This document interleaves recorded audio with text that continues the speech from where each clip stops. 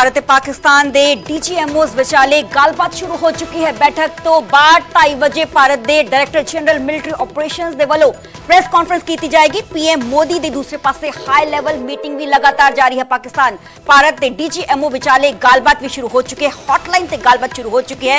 तो इस सब विचाले पीएम रिहाइश से पीएम रेजिडेंस से भी chief of defence staff Anil Chauhan मौजूद ने, उत्थे भी हाई लैवल मीटिंग लगातार की जा रही है।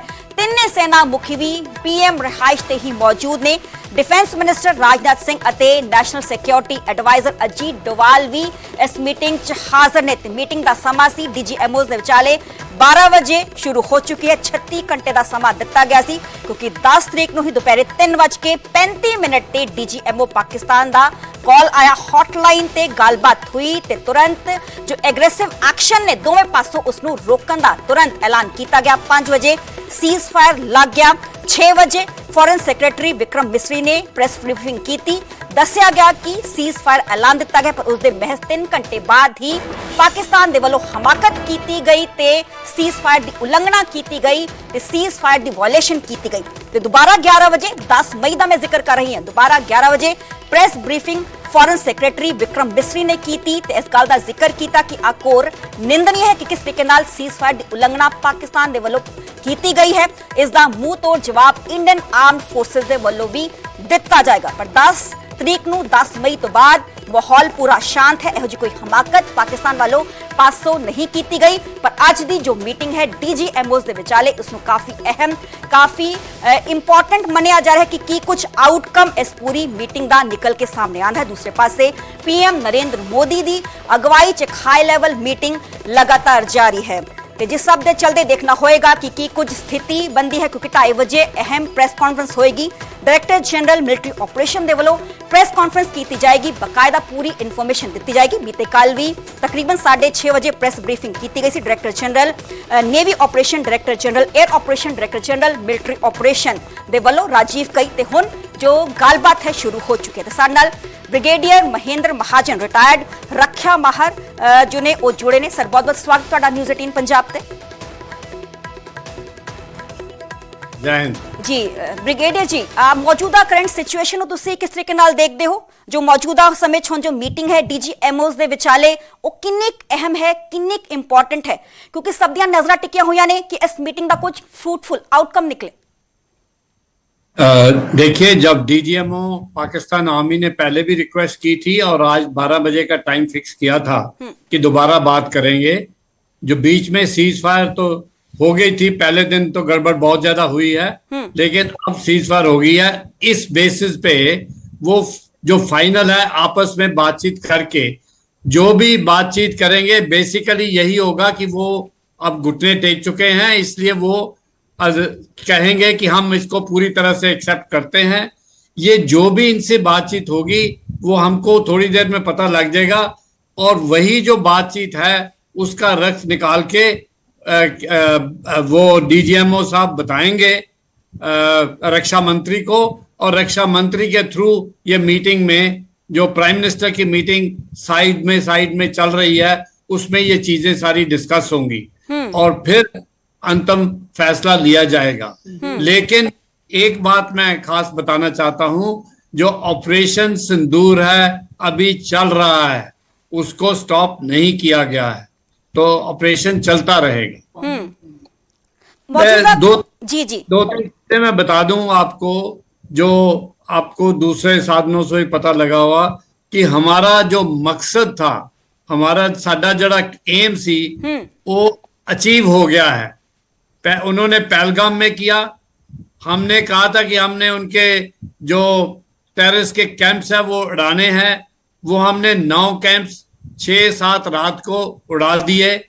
दूसरा जो उन्होंने रिटेलिएट किया और हमने रेस्कलेट किया और उसके बाद हमने उनके 11 एयरफील्ड पे डैमेज किए। और सबसे ज्यादा इंपॉर्टेंट बात मैं पता ही है, लेकिन मैं रिपीट करना चाहता हूं कि जो चकलाला या नूर खां बेस है उस पे काफी डैमेज हुई है। यहां तक कि ये कहा जा रहा है कि वहां पे कुछ शायद न्यूक्लियर जो उनका कमांड पोस्ट है या न्यूक्लियर आर्सेनल्स हैं उसके ऊपर भी कुछ कुछ शुरुआत हुई थी जो कि कुछ डैमेज हुई है।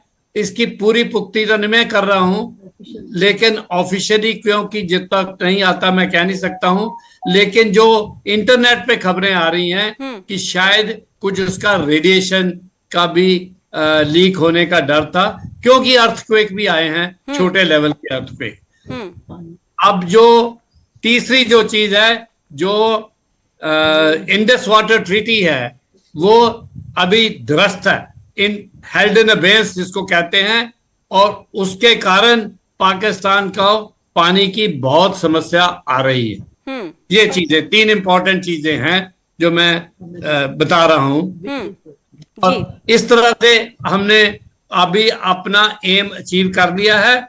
बाकी जो चीज है, और ये चीज जो है वो ये मीटिंग के बाद जो डीजीएमओ की आपस में बात होनी है, उसके बाद थोड़ा और डिटेल में पता लगेगी। जी ब्रिगेडियर जी, जैसे कि कल इंडियन आर्म्ड फोर्सेस की तरफ से ये बकायदा पोस्ट पाई गई कि ऑपरेशन सिंदूर स्टिल कंटिन्यूज, अभी भी जारी है।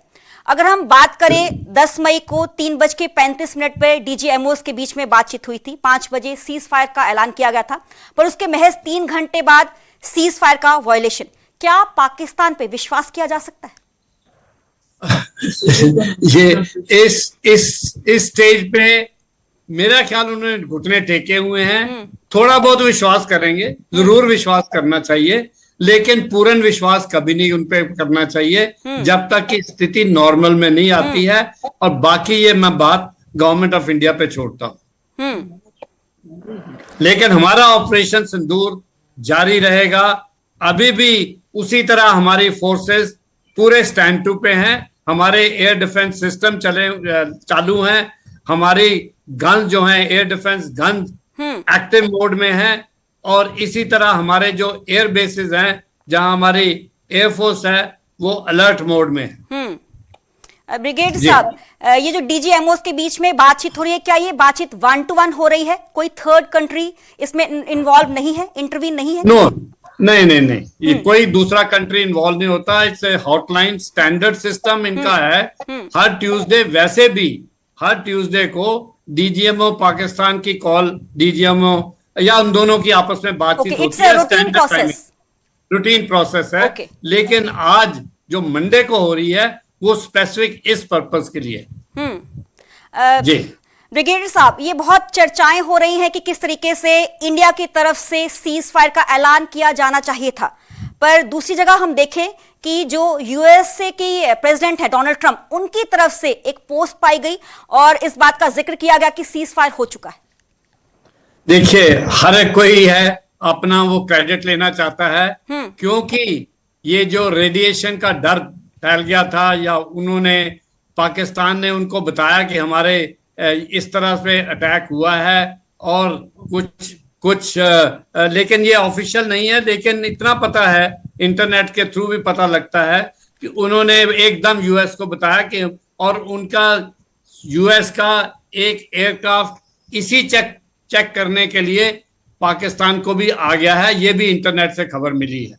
और वो स्टैंडर्ड सिस्टम है उनका, आपस में एक जैसे होते हैं ना, संधि की हुई है कि अगर ऐसी जरूरत हो तो हम आके आएंगे। तो कहने का मतलब यह है, क्योंकि रेडिएशन का डर था तो इसलिए क्विकली सीज फायर करनी पड़ी। भारत के अपने जो एम था वो अचीव हो गया था, तो इसलिए जो प्राइम मिनिस्टर और कैबिनेट, उनकी जो एडवाइजर्स हैं, जो उन्होंने आपस में डिस्कस करके ये सीज फायर इंडिया के लिए एक्सेप्ट कर ली। हाँ, वो आपकी बात सही है कि ट्रंप साहब ने पहले ट्वीट कर दिया और हम अभी कंसिडर कर रहे थे और उसका अनाउंसमेंट करनी थी। वेल, ये जो वर्ल्ड पॉलिटिक्स है में ये ऐसी चीजें होती रहती हैं।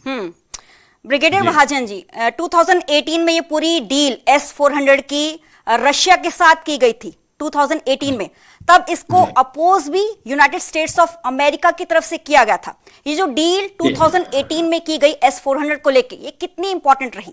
हमने इसका असर हाल फिलहाल में देखा। जी, बहुत इंपॉर्टेंट डील है। ये बहुत इंपॉर्टेंट इक्विपमेंट है। ये इतना इंपॉर्टेंट इक्विपमेंट है कि कोई उनका पाकिस्तान का जो ड्रोन्स थे उस ड्रोन्स के लिए तो दूसरी भी इक्विपमेंट होती है, लेकिन उनके जो एयरक्राफ्ट थे वो कोई कुछ नहीं कर सका, हमारे कहीं कोई डैमेज नहीं कर सका।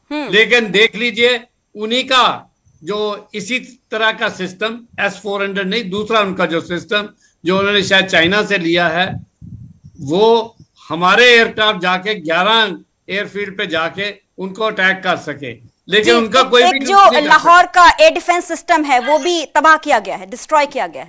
जी जी जी, बिल्कुल बिल्कुल। तो इसलिए ये जो है हम पूरी तरह से सक्सेसफुल हुए हैं, इसमें कोई शक नहीं रहा।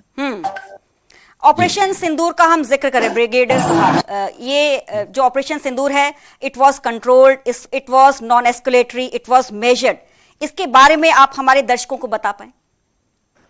बिल्कुल। देखिए, पहलगाम 22 अप्रैल को हुआ, हमारे 79 लोग मारे गए। उसका जवाब तो देना ही था और उसका रिवेंज लेना था, और प्राइम मिनिस्टर की स्टेटमेंट सबको पता है, हम मिट्टी में मिला देंगे। और इस तरीके से वो हमारी जनता और हमारे पॉलिटिशियंस, ऑपोजिशन वाले, वो थोड़ा ज्यादा जल्दी करना चाहते हैं, आज ही कर दो, कल ही कर दो। ऐसे नहीं होता है, पूरी प्लानिंग करनी पड़ती है, फोर्सेस को मूव करना पड़ता है, इक्विपमेंट को एक्टिव मोड में करना पड़ता है। अगर आपको याद होगा 71 वॉर में जब प्राइम मिनिस्टर इंदिरा गांधी ने जनरल मानेक शॉ, जो बाद में फील्ड मार्शल बने, उनको बोला था कि 5 दिन में ऑपरेशन कर दो, 10 दिन में ऑपरेशन कर दो, और उन्होंने कहा था कि नहीं, मैं 6 महीने चाहता हूं, क्योंकि हमारी फोर्सेस पूरी तरह तैयार हो और मैं विक्ट्री इंश्योर करूंगा। तो इस तरीके से, लेकिन अभी जो है थोड़ा सा ये मीटिंग का हमको इंतजार करना चाहिए, जो और उसके बाद जो कैबिनेट डिसाइड करती है या गवर्नमेंट डिसाइड करती है या प्राइम मिनिस्टर और उसके नेशनल सिक्योरिटी एडवाइजर्स, CDS, तीनों चीफ्स डिसाइड करते हैं, उसका थोड़ी देर के लिए इंतजार करना चाहिए। लेकिन ये मैं एम्फसाइज कर रहा हूं कि ऑप सिंदूर का जो हमारा मेन एम था वो अचीव हो गया। अगर इस वॉर का हम जिक्र करें, it was a technological war, technology की ये पूरी वॉर थी। बिल्कुल बिल्कुल सही है, ये टेक्नोलॉजी की वॉर थी, इसमें लैंड फोर्सेस कोई इन्वॉल्व नहीं हुए। 71 कारगिल वॉर में लैंड फोर्सेस टोटली इन्वॉल्व थी, और लेकिन यहाँ पे जो मेन रोल रहा है वो हमारी एयरफोर्स का रहा है और हमारी इक्विपमेंट का रहा है, जो चाहे वो शिल्का एयर डिफेंस गन्स हों, या जो हमारे आकाश मिसाइल्स हों, या हमारी S-400 एवैक्स सिस्टम जिसको बोलते हैं वो हों, वो सारे बहुत इफेक्टिव प्रूव हो गए हैं। ये भी एक हमारे लिए एक अच्छा कदम हो गया है, जो कि इसका साइड पॉजिटिव इफेक्ट हो गया है। जी ब्रिगेडियर जी, अगर हम इंडिया की पर्टिकुलरली बात करें तो पूरे साल में जो इंडिया पे हम डिफेंस पे बजट अपना खर्च करते हैं, अगर मैं गलत नहीं हूं तो $4 लाख, तो उस बजट के बारे में आप कुछ बताएंगे? अब बजट देखिए, बजट जो है वो सदा ही हम लोग कहेंगे कम पड़ता है, लेकिन हमने देश की पूरी फाइनेंशियल को भी ख्याल में मद्देनजर रखना है। हाँ, ये मैं कह सकता हूं, कईयों को शायद बुरा लगे कि 2005 से या 2004 से जो 14 है उसमें हमारा डिफेंस बजट भी कम किया गया, और जो हम चाहते थे, हमारा एनिमी नंबर 1 प्लीज याद रखिए चाइना है, और चाइना के अगेंस्ट हम जो करना चाहते थे, हमारी जो डिफेंस प्रेपरेशन करना चाहते थे, वो उतनी नहीं हुई। लेकिन 2014 के बाद जब ये प्रेजेंट गवर्नमेंट आई, मेरे को कोई इसमें इंटरेस्ट नहीं है कौन सी गवर्नमेंट, कांग्रेस की गवर्नमेंट या बीजेपी गवर्नमेंट, वो हम इससे दूर रहते हैं। लेकिन अभी डिफेंस प्रिपेयर्डनेस जो है, बजट भी अच्छा मिल रहा है, और ये भी प्रॉमिस किया जाता है कि आप यू गो हेड, आपको फाइनेंशियल प्रॉब्लम्स नहीं आएंगी। मैं भी जब सर्विस में था, मैं डील किया हुआ है फाइनेंशियल्स के ऊपर, इक्विपमेंट के ऊपर, नई इक्विपमेंट के ऊपर भी, लेकिन हमारे कुछ रिस्ट्रिक्शन उस टाइम ज्यादा होती थी, अब रिस्ट्रिक्शन कम है और इनको काफी, जिसको कह सकते हैं खुली छुट्टी, जब ये कह दिया जाता है कि आप जो भी है प्रिक्योरमेंट करनी है करिए, जो पैसा कम पड़ेगा हम आपको पूरा सपोर्ट देंगे। एक और बात मैं बहुत इंपॉर्टेंट बता रहा हूं जी कि इंडिजिनस इस देश ਦੇ ਵਿੱਚ बने हुए चीजां जड़ियां ने ना वो बहुत कम आईयां ने। आकाश मिसाइल पूरा देश च बनया हुआ है। ऐसे जो जिन्होंने ये पूरा ओवरऑल डिजाइन किया था एक इंचार्ज से, वो आज तो रिटायर हो गए हैं, मिस्टर रामाराव। उनका एक मैंने मैसेज पढ़ा है कि वो कह रहे जब मेरे को आकाश मिसाइल इस्तेमाल हो रहा था मेरे को खुशी के आंसू आ रहे थे।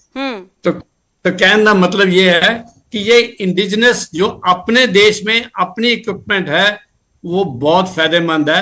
एंड ये जो एम्फोसिस है ये present government prime minister Modi के अंडर कि इंडिजिनसली तैयार करो, लोकल तैयार करो। लोकल मीन्स गवर्नमेंट मतलब इंडिया के अंदर तैयार। जी जी जी ब्रिगेडियर महाजन जी, ਤੁਸੀਂ ਪੰਜਾਬੀ ਬਹੁਤ ਸੋਹਣੀ ਬੋਲਦੇ ਹੋ।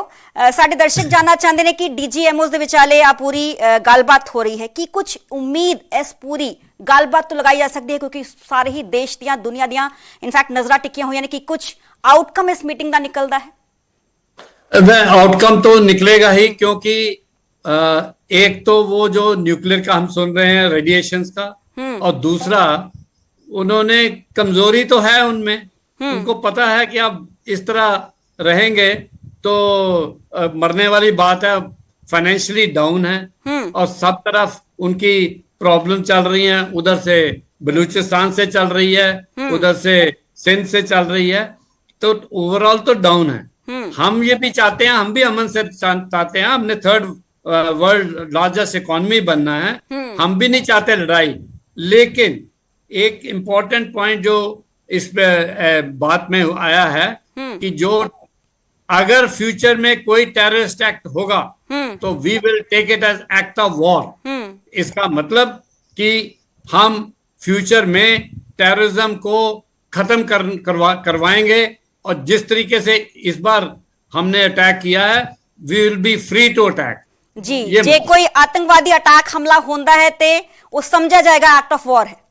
एक्ट ऑफ वॉर, बिल्कुल बिल्कुल यही होगा। जी जी ब्रिगेडियर जी, अंत साडे दर्शकों ਨੂੰ ਤੁਸੀਂ ਕੀ ਕੁਝ ਮੈਸੇਜ ਦੇਣਾ ਚਾਹੋਗੇ ਸੀਜ਼ ਫਾयर ਨੂੰ ਲੈ ਕੇ, मौजूदा स्थिति ਨੂੰ ਲੈ के?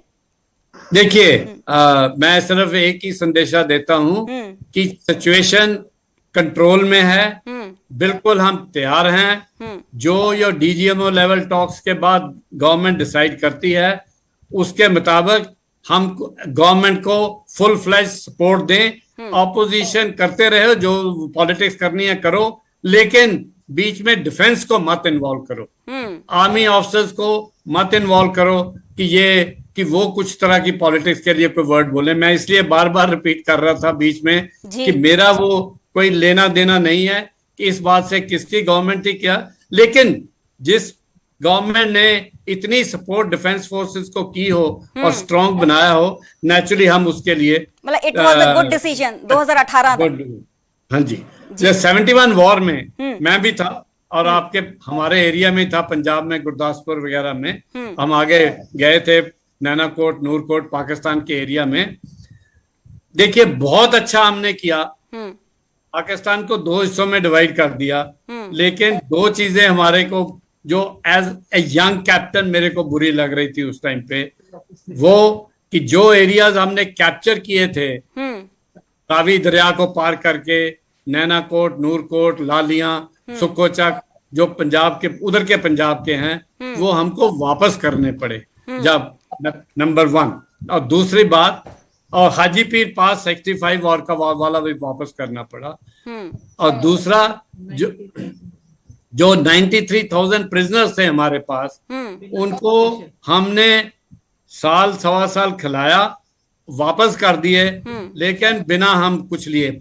अपना पीओके तो ले लेते उस टाइम, तो एटलीस्ट कोई कंडीशन रखते। ये थोड़े उस टाइम मैं समझता हूँ एज यंग कैप्टन, उस टाइम भी मैं समझता था, आज भी कह रहा हूँ कि वो हमारी थोड़ी कमजोरी रही कि असी वो वापस। और कुछ हमारे प्रिजनर्स जो उन्होंने कैप्चर किए थे, तकरीबन 80-90 हैं, उसमें कोई सारे मेरे को पता है, मेरे पंजाब के भी हैं, तो वो वापस आज तक नहीं आए। और जी। पता नहीं वो जिंदे भी ने कि वो रोग सुधार गए। ये थोड़ा हमको उस टाइम का बुरा लगा। अब मेरा ख्याल है अब हमने लेसन वो सीख लिया हुआ है। हमारी गवर्नमेंट बड़ी इन चीजों में स्ट्रिक्ट है। जी, चलो बहुत बहुत और शुक्रिया। पानी की एक जी खास जी पॉइंट जी मैं कंटिन्यू करो। पानी जी, का ही बता जी दूं। कंप्लीट पानी का हमारा पानी जो है, अब हम डैम बनाएंगे। हम जो पानी है, जो वो ट्रीटी थी 1960 में की थी, सॉरी 1960 में की थी, जी। उस टाइम की टेक्नोलॉजी के मुताबिक की थी। आज की टेक्नोलॉजी के लिए वो ट्रीटी ठीक नहीं है। इसलिए टेक्निकली भी ये ठीक है कि हम 85% वाटर उधर उनको देते थे, 80-85%। हमारे को कम मिल रहा था। अब वो हम इस तरीके से करेंगे कि ज्यादा से ज्यादा पानी रीथिंक हम करेंगे अपने पूरे पास रखें। जी जी और जेड़ा कोई फालतू पानी होगा वो उन्होंने दे देंगे, कोई गल नहीं। जी जी जी पर अभी तक वो ट्रीटी जो ये है, अभी तक जो हेड एंड अबेंस है, इसका मतलब हमने उनको कोई पानी नहीं देना। जी